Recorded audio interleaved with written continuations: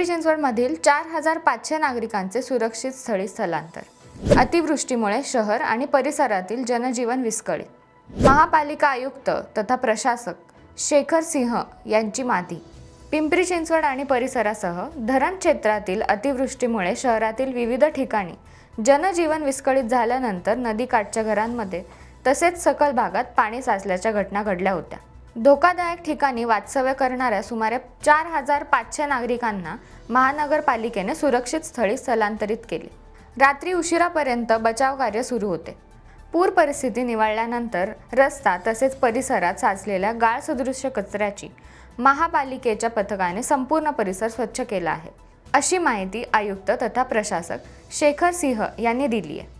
शहरातील विविध ठिकाणी साठलेले पाणी निवळल्यानंतर आज महापालिका पथकाच्या वतीने शहरातील विविध भागात तुंबलेल्या चेंबर्सची स्वच्छता करणे, रस्त्यावरील गाळ काढणे, नदीकाठी जमा झालेला कचरा तसेच गाळ जेसीबीच्या सहाय्याने हटविणे, माती साचलेल्या ठिकाणी पाणी फवारणी करून स्वच्छता करणे, विविध ठिकाणी निर्जंतुकीकरण करणे तसेच निवारा केंद्रामध्ये भोजन आणि आदी व्यवस्था करणे अशी विविध कामे सुरू आहेत। दरम्यान आपत्कालीन परिस्थिती हाताळताना आवश्यक उपाययोजना करण्यासाठी लागणाऱ्या खर्चाकरिता सर्व क्षेत्रीय कार्यालयास प्रत्येकी 5 लाख याप्रमाणे एकूण 40 लाख रुपयांची निधी रोख स्वरूपात देण्यात आला आहे।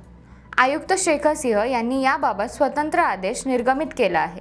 महानगरपालिका प्रशासन, आपत्ती व्यवस्थापन विभाग आणि पोलीस प्रशासनासह स्वयंसेवी संस्था, संघटना आणि लोकप्रतिनिधींच्या माध्यमातून आपत्तीच्या काळात नागरिकांची मदत करण्यासाठी पुढाकार घेतला जातोय। कॅमेरा पर्सन सुचित कटलसह शुभदा मानमोडे, महा ई न्यूज, पिंपरी चिंचवड।